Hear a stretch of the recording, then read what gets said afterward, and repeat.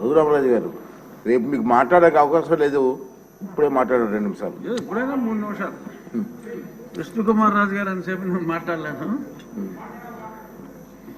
ఈ ఋషికొండ వ్యవహారం మీద ముందుగా రామకృష్ణ బాబు గారు, అక్కడ జనసేనకు సంబంధించి మూర్తి యాదవ్ అనే కార్పొరేటరు, వాళ్ళు లోకల్గా దాని గురించి వివరించడం, అదే సమయంలో నేషనల్ గ్రీన్ ట్రిబ్యునల్కి నేను ఒక రిప్రజెంటేషన్ ఇస్తే దాన్ని సువోమోటోగా వాళ్ళు దాన్ని స్వీకరించి ఆ కన్స్ట్రక్షన్ని నిలుపుదల చేయమని చెప్పి ఒక ఆర్డర్ ఇస్తే దానికి హైకోర్టులో మీరు స్టే తెచ్చుకోవటం జరిగింది.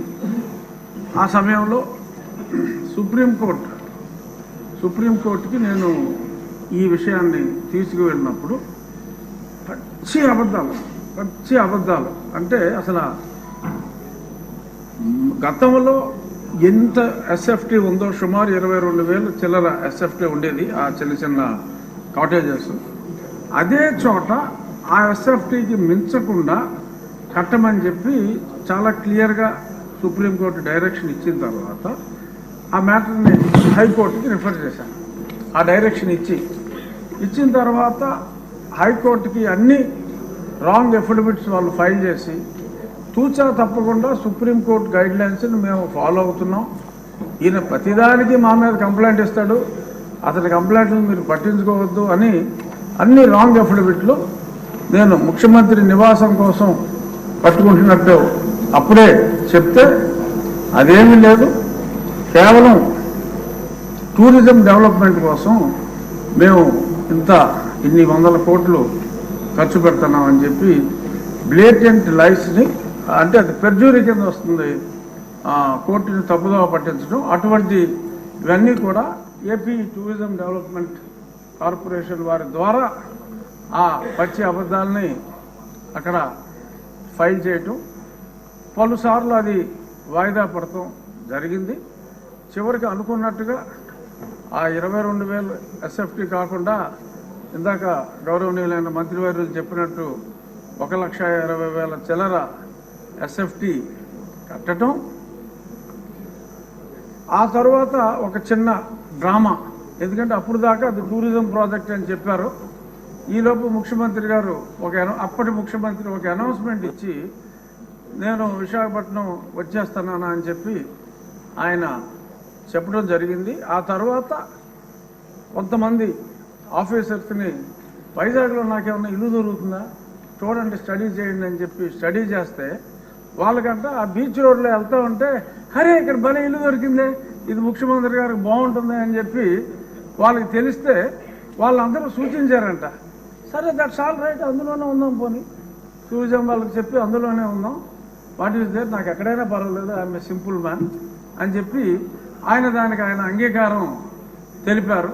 ఆ తెలిపిన తర్వాత కూడా మళ్ళీ హైకోర్టులో ముందు నుంచి చెప్తున్నాం సార్, ఇప్పుడు ఇల్లు అఫీషియల్గా ఓకే చేశాడు, ఇప్పుడైనా సరే చర్యలు తీసుకోండి అంటే కోర్టు వారు అసలు మా రూల్స్ వైలేట్ చేస్తే ఏ క్షణంలోనైనా మేము ఆర్డర్స్ ఇస్తాము, డిస్మాంట్లింగ్ ఆర్డర్స్ ఇస్తాము, మీరేం వరీ కావక్కర్లేదన్నారు. ఇప్పుడు దాకా ఆ మ్యాటర్ రాలేదు, ఎలక్షన్ వచ్చింది, ఆయన వెళ్ళిపోయాడు. సో ఇప్పుడు ఆ ప్రాపర్టీ, ఎందుకంటే ఆయన అంటే డిస్ట్రక్షన్తో మొదలుపెట్టారు, నాకు తెలిసి గౌరవనీయులైన ముఖ్యమంత్రి గారు ఈయనంతా కన్స్ట్రక్షన్ బేస్డ్ యాక్టివిస్ట్, అతను డిస్ట్రక్షన్ బేస్డ్. సో కాబట్టి ఒక 500 కోట్లు ప్రజాధనం దుర్వినియోగం చేశారు, శిక్షించాలి అని చెప్పి మా విష్ణుకుమార్ రాజు గారు గట్టిగా చెప్పారు. కానీ కొన్ని వేల కోట్లు రకరకాల ఇష్యూస్లో దుర్వినియోగం అయినాయి. ఈ 500 కోట్ల వలన అతను అలరయ్యి ఒక మంచి ప్రభుత్వం రావడానికి దోహదం చేశాడు. కాబట్టి అంటే నెగిటివిటీలో పాజిటివిటీ వెతుక్కోవటం.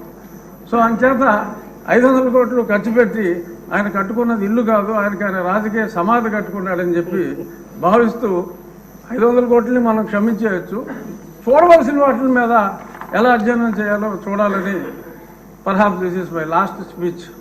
ఇక్కడ కూర్చుని మళ్ళీ దాలిక కట్ కాబట్టి దీని మీద లాస్ట్, సో దీని మీద రేపు జరిగే చర్చ ఆసక్తిగా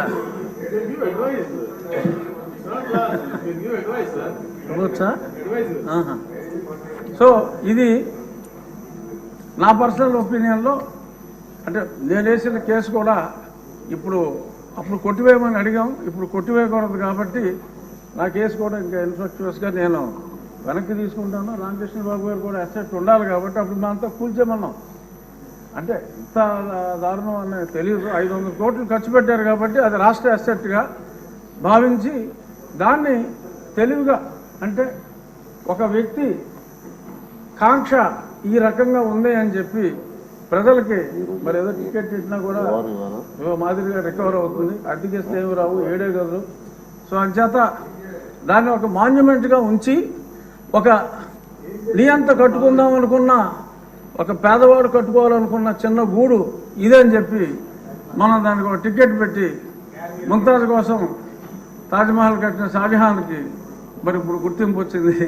అలాగే దాన్ని మనం ఒక మాన్యుమెంట్గానే వాడుకుని ఒక నియంత కట్టుకున్న చిన్న ఇల్లుగా మనం అభివర్ణించి దాన్ని ఎటువంటి కూల్చివేతలు లేకుండా చక్కగా సౌందర్యంగా దాన్ని మెయింటైన్ చేయాలని చెప్పి టూరిజం మంత్రి గారిని మనస్ఫూర్తిగా కోరుకుంటూ మా విష్ణుకుమార్ రాజు గారు చెప్పిన చర్యలు ఎక్కడొద్దు, చర్యలు చాలా అట్లకి ఉందని తెలియజేస్తూ నమస్కారం. రామకృష్ణ బాబు గారు, రామకృష్ణ గారు,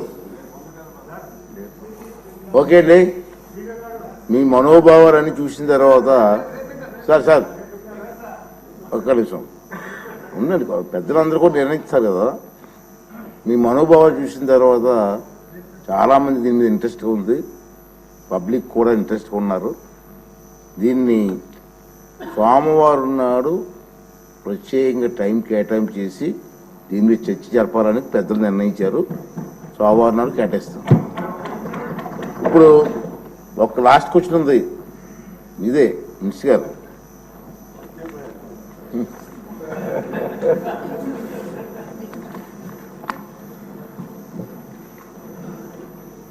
అధ్యక్ష, ఏ ప్రశ్నకు సమాధానం అవునండి.